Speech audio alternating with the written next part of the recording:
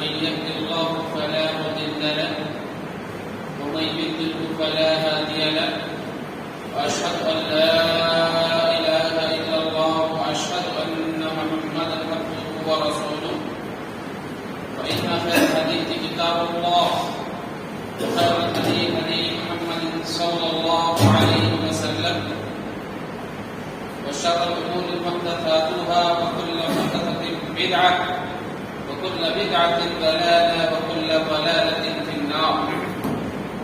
أعوذ بالله السميع العليم من الشيطان الرجيم.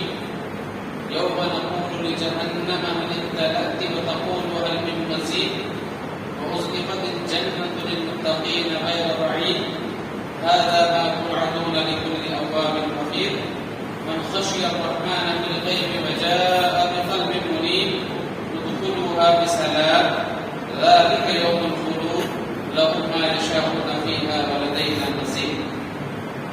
وقال عز وجل في موضع أخرى وما أمروا إلا ليعبدوا الله مخلصين له الدين. تمام قسم کی تعریف و توصیف مدلگیائی بڑائی کبریائی اللہ وحدہ لا شریک کے لائق سزاوار ہے جس نے اس ساری کائنات کو پیدا فرمایا. پیدا کرنے کے بعد بھی بیکار نہیں بلکہ اس میں رہنے جینے زندگی گزارنے کے متعلق سامان مہیا کیا. فالحمدللہ حمدا کثیرا طیبا مبارکا فیہ. انگنی درود و سلام ہو تمام انبیاء و رسول پر، خصوصاً میرے اور آپ کے آقا تاجدار مدینہ احمد مجتبیٰ محمد مصطفیٰ صلی اللہ علیہ وسلم پر جن کی کوششوں سے ہم تک دین اسلام پہنچا. چنانچہ امت مسلمہ یہ امت محمدیہ کہلائے. اللہم صلی علی محمد وعلی آل محمد. حاضرین جمعہ، پردہ نشین خواتین اسلام، یہ محض اللہ رب العالمین کا فضل و کرم ہے جس کے فضل و کرم سے میں اور آپ جمعہ کی ادائیگی کے لیے یہاں پر جمع ہوئے تھے. اللہ رب العالمین سے دعا کیجیے کہ اللہ رب العالمین کہنے والے کو حق بات کہنے، اس پر عمل کرنے، ساتھ ہی ساتھ سننے والوں کو حق بات سن کر کے اپنی زندگی بنانے کی توفیق عطا فرمائے. آمین. ربی زدنی علما ربی زدنی علما ربی زدنی علما ربی اشرح لی صدری ویسر لی امری واحلل عقدۃ من لسانی یفقهوا قولی. آمین. حاضرین جمعہ، شعبان کا اکثر حصہ گزر چکا ہے. رمضان بالکل قریب ہے کہ وہ میری اور آپ کی زندگی میں آ جائے. تو اس موضوع کی وضاحت کرنا چاہتا ہوں. موضوع ہے کہ رمضان کے لیے ہم کس طرح تیاری کریں، رمضان کے لیے ہم کس طرح اپنے آپ کو تیار کریں. وہ کون سے کام ہیں جو رمضان سے پہلے کرنے ہیں تاکہ رمضان میں ہمیں سہولت ہو سکے، آسانی ہو سکے. کیونکہ رمضان کا مہینہ ایمانی اور روحانی مہینہ ہے، رحمتوں والا مہینہ ہے، نیکیوں کے اعتبار سے بہار والا موسم ہے، برکتوں والا موسم ہے. قرآن کا یہ مہینہ ہے، روزوں کا یہ مہینہ ہے. غرض اس رمضان کے مہینے میں نیکی کی انگنت شکلیں جو ہے ہمارے زندگی میں آ جاتی ہیں جس کو میں اور آپ انجام دیتے ہیں. تو رمضان کے مہینے سے، رمضان کے مہینہ آنے سے پہلے ہم کس طرح اپنے آپ کو تیار کر سکیں کہ رمضان سے بھرپور فائدہ اٹھایا جا سکے، رمضان سے مکمل طور پر استفادہ حاصل کر سکیں. تو اس کے لیے مجھے اور آپ کو رمضان سے آنے سے پہلے کچھ کام کرنے ہیں. کون سے کام ہیں؟ انشاءاللہ میں آپ کے سامنے قرآن حدیث کی روشنی میں 5 کاموں کا تذکرہ کروں گا جس سے مجھے اور آپ کو رمضان میں بھرپور فائدہ حاصل ہوگا. انشاءاللہ اگر ان باتوں پر عمل پیرا میں اور آپ ہوں گے، ہماری زندگی میں رمضان کے اعتبار سے عجیب لذت پیدا ہو جائے گی جس کو بیان کرنے کے لیے ہمارے پاس الفاظ نہیں. وہ کون سے اعمال؟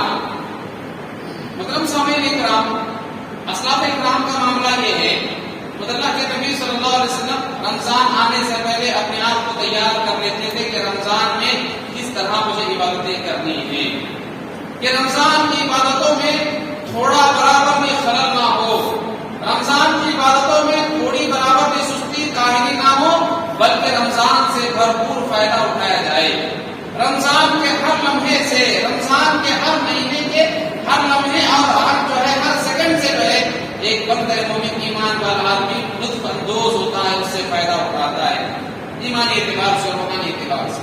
تو آئیے دیکھتے ہیں کہ کون سے اعمال ہیں جن کے کرنے سے رمضان میں ہمیں نیکیوں کے اعتبار سے اور ہمیں لذت ملنے والی ہے، ہم رمضان سے بھرپور فائدہ اٹھا سکتے ہیں.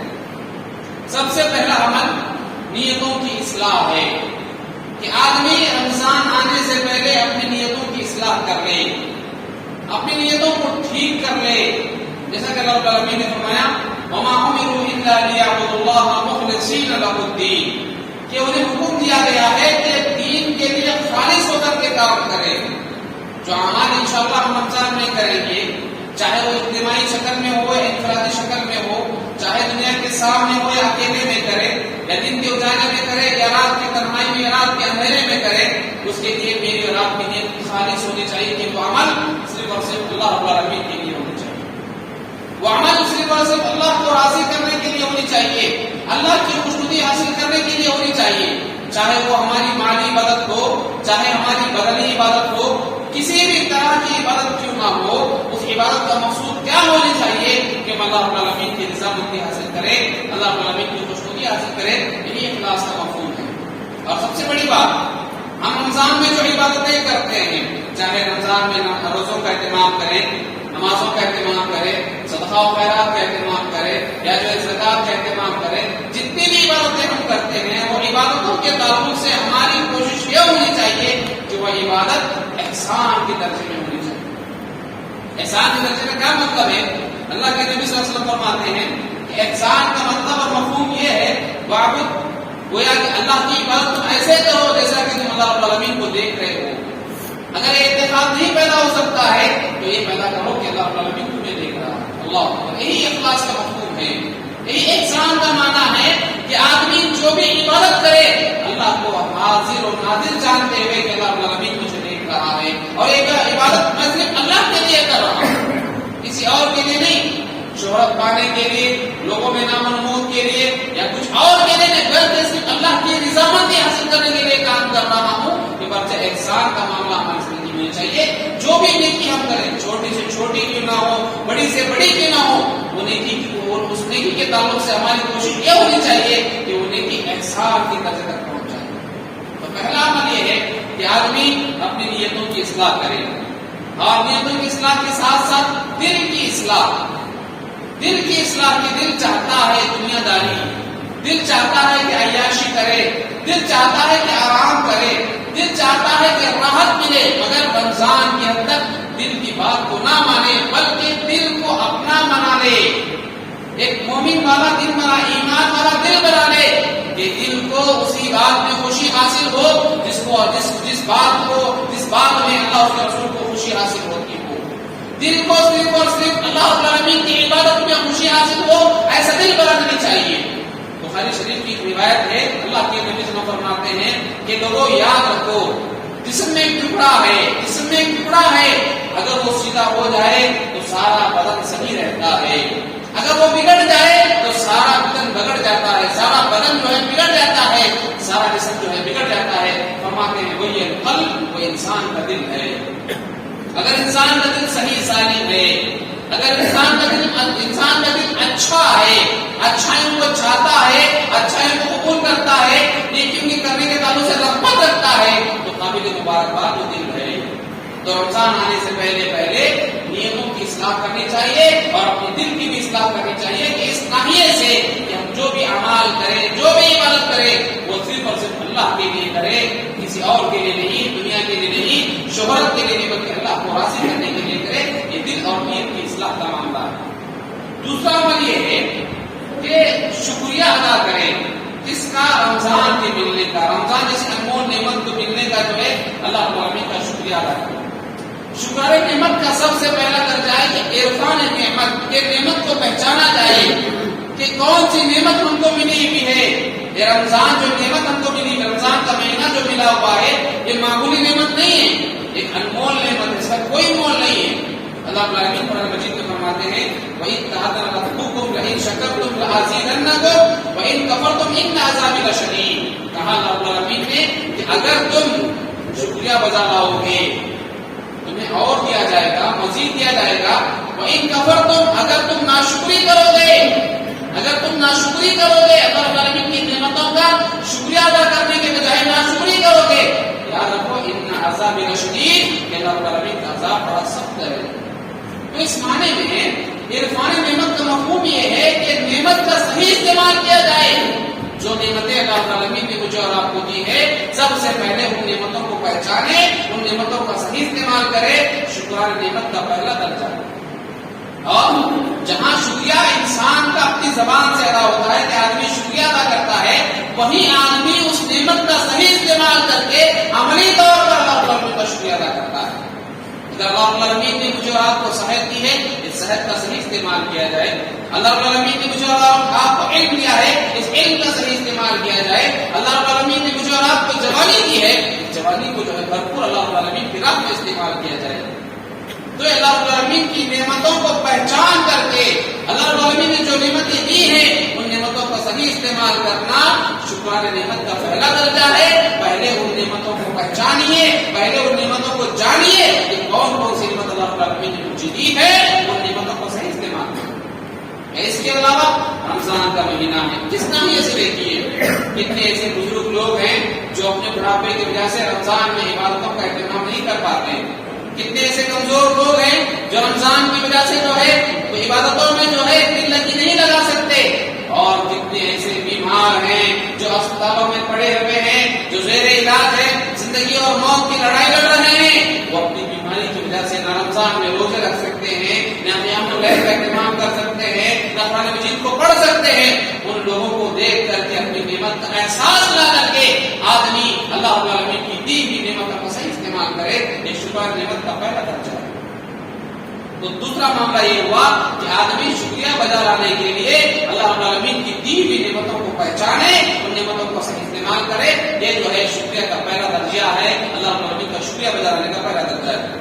اور تیسرا عمل جو کرنا ہے دعاؤں کا اہتمام. رمضان سے پہلے بھی، رمضان میں داخل ہونے کے بعد بھی انشاءاللہ اللہ کے نبی صلی اللہ علیہ وسلم فرماتے ہیں، نبی شریف کی روایت ہے، من فتح لہ منکم باب الدعاء فتحت لہ ابواب الرحمہ. فرماتے ہیں کہ جس آدمی کے لیے دعا کا دروازہ کھول دیا جائے، اس آدمی کے لیے رحمت کا دروازہ کھول دیا جاتا ہے. یعنی جس آدمی کو اللہ رب العالمین نے دعا کرنے کی توفیق دی ہے، گویا کہ اللہ رب العالمین نے اسے رحمت کا دروازہ عطا کیا ہے. اللہ اکبر. آگے فرماتے ہیں کہ اللہ رب العالمین کو جو سب سے زیادہ پسندیدہ چیز ہے جس کے بارے میں سوال کیا جاتا ہے وہ ہے عافیت. کس کی عافیت؟ ایمان کی عافیت، صحت کی عافیت، جسم کی عافیت، مال و دولت کی عافیت اور علم عمل کی عافیت. ہر ناحیے سے آدمی اللہ رب العالمین سے سوال کرے عافیت کے بارے میں. یہ عافیت بس جو ہے بہت بڑا جو ہے اپنے اندر معنی اپنے اندر رکھتا ہے، سموئے ہوئے اپنے اندر معنی کوئی. یقیناً آدمی کو چاہیے کہ دعاؤں کا اہتمام کرے. عبادت کرنے سے پہلے عبادت کی توفیق کے لیے دعا کرے، عبادت کے بعد جو ہے عبادت کی قبولیت کے لیے دعا کرے. یہ جو ہے دعاؤں کا معاملہ ہے کہ آدمی دعاؤں کا اہتمام کرے، دعاؤں میں لگ جائے. رمضان سے پہلے بھی، رمضان کے مہینے میں بھی آدمی دعاؤں کا اہتمام کرے، خاص کر کے اللہ رب العالمین کو یاد کرے. اور میرے مسلمان بھائیوں وہ حدیث بھی یاد کر لیجئے، اس میں اللہ کے نبی صلی اللہ علیہ وسلم فرماتے ہیں کہ اللہ رب العالمین حی کریم، کہ اللہ رب العالمین جو ہے، اللہ رب العالمین کی جو معاملہ ہے، جب بندہ اللہ رب العالمین سے دعا کرتا ہے، اللہ رب العالمین کو یاد کرتا ہے، اللہ رب العالمین کو شرم آتی ہے کہ اس بندے کو خالی ہاتھ لوٹایا جائے. کتنی بڑی بات ہے کہ جب بندہ اللہ رب العالمین کو یاد کرتا ہے، پکارتا ہے، تو اللہ رب العالمین کو شرم محسوس ہوتی ہے کہ اس بندے کو خالی ہاتھ لوٹایا جائے. اللہ کیا معاملہ ہے. تو اللہ رب العالمین سے بے انتہا دعائیں کیا جائے، ہر معاملے میں ہر آن اللہ رب العالمین کو پکارا جائے. اپنی زندگی میں چھوٹے سے چھوٹا معاملہ اللہ رب العالمین سے ملحق ہو، بڑا سا بڑا معاملہ اللہ رب العالمین سے جڑا ہوا ہو. زندگی میں کتنے بھی مسائل کیوں نہ ہو، دشواریاں کتنے بھی کیوں نہ ہو، امید اللہ رب العالمین کی ذات سے ہونی چاہیے کہ آدمی اللہ رب العالمین کی ذات سے امید رکھے، اللہ رب العالمین کو بھی پکارے، اللہ رب العالمین کو یاد کرے اور ہمیشہ اللہ رب العالمین سے دعا کرتے رہے. اور چوتھی چیز نیکیوں کی طرف رغبت. رمضان کا مہینہ ہمیں جہاں بہت سارے اسباب سکھاتا ہے، انہی اسباب میں سے سبق یہ بھی ہے کہ آدمی نیکیوں کی طرف لپک کر آئے، چل کر دوڑ کر نہیں بلکہ لپک کر آئے. جس طرح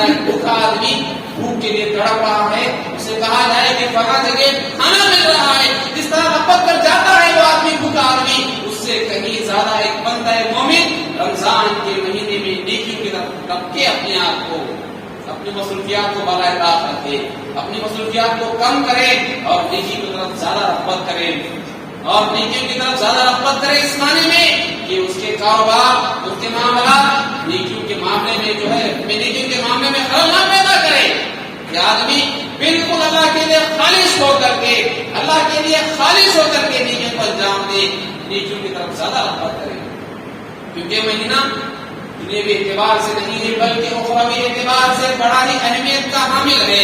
یہ مہینہ آخرت کو سنوار دیتا ہے، یہ مہینہ آخرت کو بنانے کا ہے، یہ مہینہ رب کو منوانے کا مہینہ ہے، یہ مہینہ اپنے آپ کو نیک لوگوں میں شمار کرنے کا بہترین مہینہ ہے۔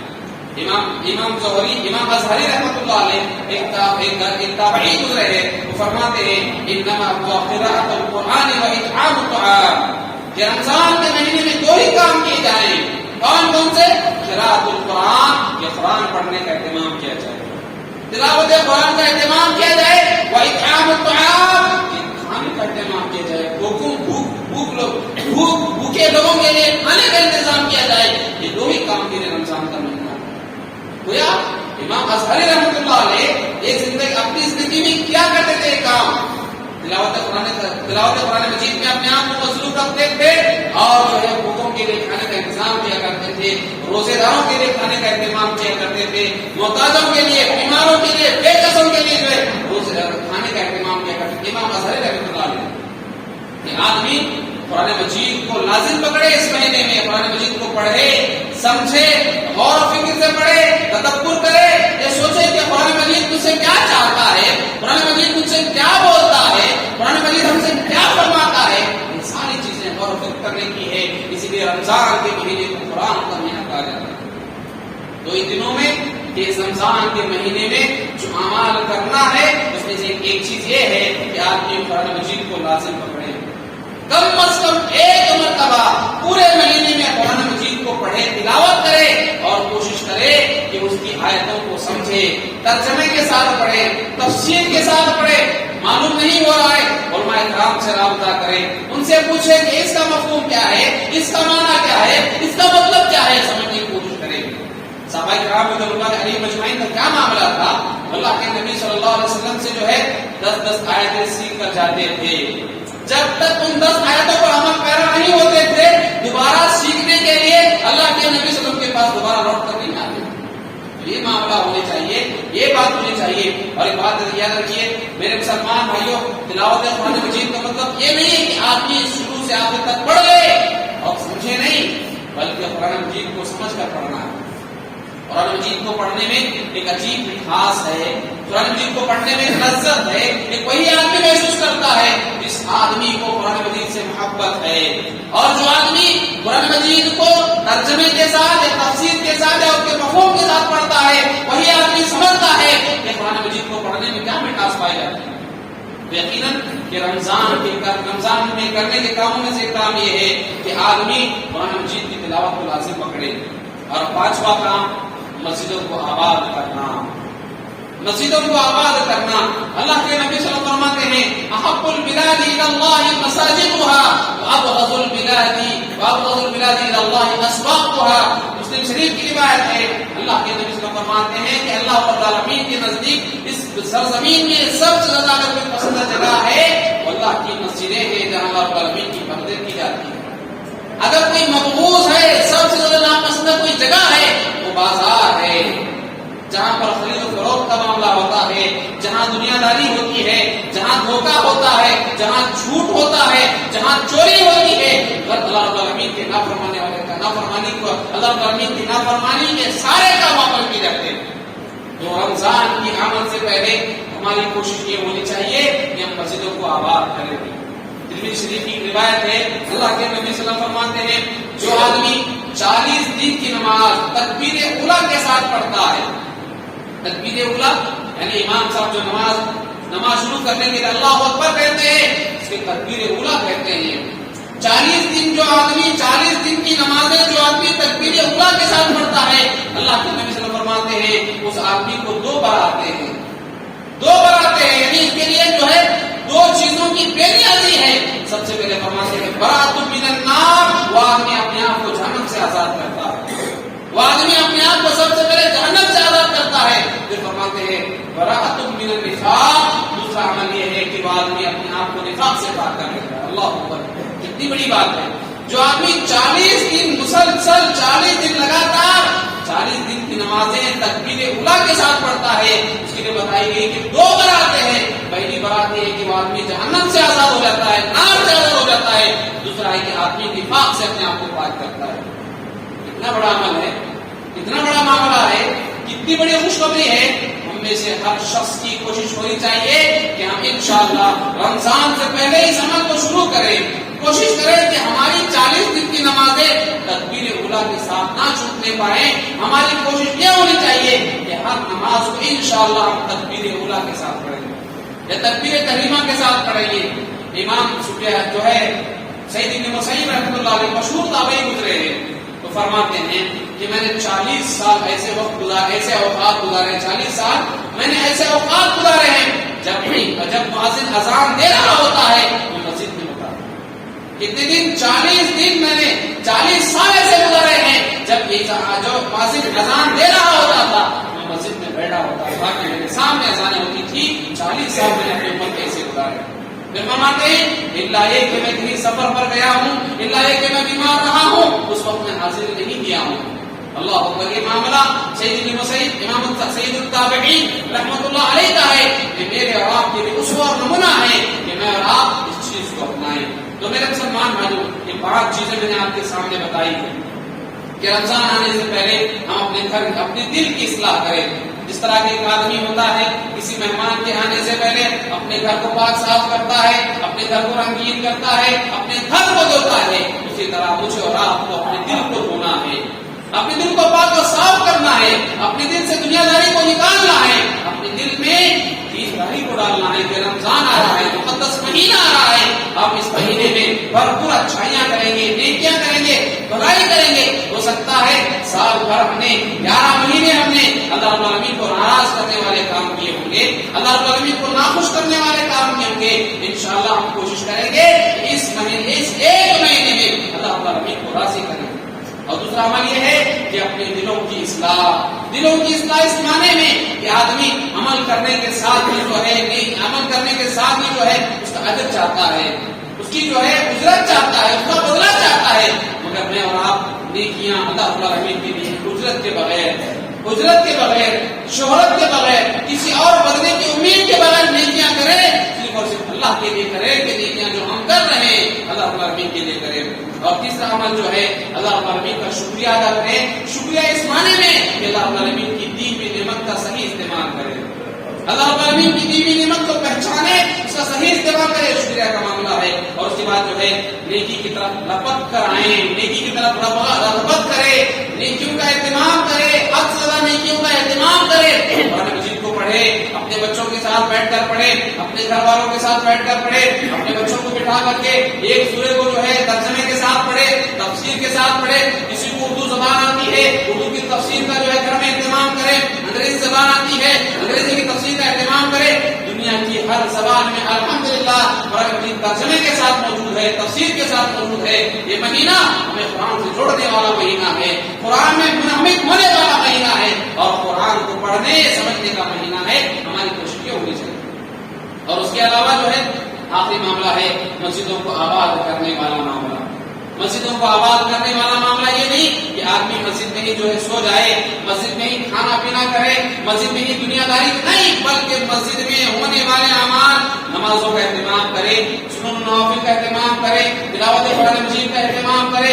اس سے بڑھ کر کے جو ہے اللہ رب العالمین سے دعا میں مشغول رہے، اللہ رب العالمین سے جو ہے دعا کرتے رہے، صبح شام اللہ رب العالمین سے لو لگائے. اور میرے مسلمان بھائیوں وہ حدیث کی یاد کر لیجیے جس میں اللہ کے نبی صلی اللہ علیہ وسلم فرماتے ہیں 7 قسم کے لوگ ایسے ہیں، خوش قسمت لوگ ایسے ہیں جن کو قیامت کے دن اللہ رب العالمین اپنا سایہ نصیب کرے گا. ان میں سے ایک آدمی وہ بھی ہوگا جو آدمی جس کا دل مسجد سے لگا ہوا ہے. ورجل يتعلق قلبه بالمسجد، ایک ایسا آدمی جس کا دل مسجد سے لگا ہوا ہے، مسجد سے محبت کرتا ہے، مسجد کو آباد کرنے کی باتیں کرتا کرتا ہے, مسجد کو صاف رکھنے کی باتیں کرتا ہے, مسجد کو جو ہے اور ترقی کرنے کی باتیں کرتا ہے, اپنے دوستوں کو مسجد کی جانب بلاتا ہے, ایک نماز پڑھتا ہے, دوسری نماز کا اس کو خیال ہوتا ہے کہیں میرے ان دونوں نمازوں کے درمیان کوئی ایسا کام نہ آ جائے کہ میری نماز قضا ہو جائے, وہ آدمی ہمیشہ نماز کے بارے میں سوچتا ہے, وہ ہمیشہ مسجد کے بارے میں سوچتا ہے. ایسا آدمی خوش نصیب ہے کہ انشاءاللہ کل قیامت میں اللہ رب العالمین اس کو اپنے سائے میں اس جگہ دے. تو میرے مسلمان بھائی یہ باتیں ہوئی. ایک بات اور عرض کرنا چاہتا ہوں, ہمارے پاس جو ہے ایک بلاد پائی جاتی ہے, اگر کوئی بچہ جو ہے روزہ رکھتا ہے باقاعدہ جو ہے اس کے لیے روزے کا اہتمام بھی رہتا ہے, اس کو پھول پہنائے جاتے ہیں, اس کی جو بڑی شہرت ہوتی ہے, اللہ اکبر, بڑی شہرت, گھر والوں کو بلا کر, خاندان والوں کو بلا کر کے دعوت دی جاتی ہے کہ ہمارا بچہ پہلا روزہ رکھ رہا ہے. یہ بات صحیح نہیں, یہ بات اچھی نہیں ہے, یہ معاملہ اچھا نہیں ہے, کیونکہ ہم جو بھی نیکی کرتے ہیں اللہ کی رضامندی کے لیے کریں, پھول پہننے کے لیے, دعوت کھانے کے لیے, لوگوں کے درمیان شہرت پیدا کرنے کے لیے نہیں. اگر ہم اپنے بچے کو روزہ رکھنے کے بعد اس بات سے برابر کر رہے ہیں کہ تمہارے روزہ رکھنے کی وجہ سے ہم دعوت کا اہتمام کر رہے ہیں, تمہیں پھول پلا رہے ہیں, تمہیں مٹھائیاں کھلا رہے ہیں, تو بچے کے دل میں یہ آئے گا کل میں روزہ رکھوں گا تو کل مجھے پھول پلایا جائے گا. میرے مسلمان بھائیوں, اپنے بچوں کو بچپن سے اس بات کا عادی بنائیں کہ ہم نیکی کرتے ہیں پھول پہننے کے لیے نہیں, مٹھائی کھانے کے لیے نہیں, بلکہ اللہ رب العالمین کو راضی کرنے کے لیے, اللہ رب العالمین کی خوشنودی حاصل کرنے کے لیے. سب سے بڑی بات یہ ہے کہ اللہ کا ڈر کیا ہوتا ہے اس بات کو سمجھنے کے لیے ہم روزہ رکھتے ہیں. اللہ کا ڈر کیا ہوتا ہے اس بات کو سمجھنے کے لیے ہم روزہ رکھتے ہیں. بچپن سے بچوں کو اس بات سے برابر کرائیں کہ روزہ رکھنا ہے, اللہ کو راضی کرنا ہے, ماں باپ کو راضی کرنا نہیں ہے, نئے کپڑا پہننا نہیں ہے, محلے میں گھومنا پھرنا نہیں ہے, پھول پہننا نہیں ہے, بلکہ اللہ کو راضی کرنے کے لیے روزہ رکھا جائے. اور میرے مسلمان بھائیوں, سب سے آخری بات یہ ہے کہ جب ہم مسجدوں کو آباد کرنے والی بات آتی ہے, ہم جہاں کہیں بھی مسجد میں نماز پڑھتے ہیں وہاں کی مسجد کے کچھ تقاضے ہوتے ہیں. اس طرح دیکھیے مہنگائی کا یہ دور ہے, مہنگائی کا یہ معاملہ ہے, ہمارے اخراجات بڑھ گئے ہیں. جہاں کہیں ہم جو ہے ہوٹل میں بیٹھتے ہیں, محفلوں میں بیٹھتے ہیں, 100-150 روپے کی چائے ختم ہو جاتی ہے, ہوا میں اڑا دیتے ہیں. جب معاملہ اللہ کے گھروں کو آباد کرنے والا معاملہ آتا ہے, اللہ کے گھروں کو دینے والا معاملہ آتا ہے, ہمارے جیب سے وہی بات نکلتی ہے, وہی نوٹ نکلتی ہے جو سب سے چھوٹی والی ہے. نہیں میرے مسلمان بھائیوں, یہ انصاف کا تقاضا نہیں ہے, یہ انصاف کا تقاضا نہیں ہے کہ ہم اللہ کے گھر کو سب سے چھوٹی نوٹ دے, بلکہ انصاف کا تقاضا یہ ہے کہ ہم اللہ کے گھر کو وہ چیز دیں جو ہم کو سب سے زیادہ محبوب ہو, پسندیدہ ہو. اللہ اکبر. طلحہ رضی اللہ تعالیٰ کا واقعہ آپ نے نہیں سنا؟ طلحہ رضی اللہ تعالیٰ نے ایک بڑا خوبصورت باغ خریدا تھا, سبحان اللہ, بڑا خوبصورت باغ خریدا تھا, اس کا پانی جو ہے بہت میٹھا تھا, کھجوروں کا باغ تھا. اللہ رب العالمین نے قرآن مجید میں جو ہے آیت کریمہ نازل کی, لن تنالوا البر حتى تنفقوا مما تحبون, کہ تم نیکی کو اس وقت نہیں پا سکتے جب تک کہ تم اپنی پسندیدہ چیز کو اللہ رب العالمین کی راہ میں قربان نہ کریں. جب طلحہ رضی اللہ تعالیٰ نے یہ آیت کریمہ سنی, سیدھا اللہ کے نبی صلی اللہ علیہ وسلم کے پاس آئے, کہا اے اللہ کے نبی صلی اللہ علیہ وسلم, فلاں باغ جو میں نے خریدا ہے وہ اسلام اور اسلام کے لیے قربان ہے. اللہ اکبر. اللہ کے نبی صلی اللہ علیہ وسلم نے کہا ایک مرتبہ اپنی اہلیہ محترمہ سے جو مشورہ کر لو. جاتے ہیں, مشورہ کرتے ہیں, وہاں سے اس بات میں جواب آتا ہے, کہتے ہیں اے اللہ کے نبی صلی اللہ علیہ وسلم, وہاں سے بھی یہی جواب آیا ہے, یہ بات جو ہے اللہ اس کے رسول کے لیے قربان ہے, اس مسلمانوں کے لیے قربان ہے.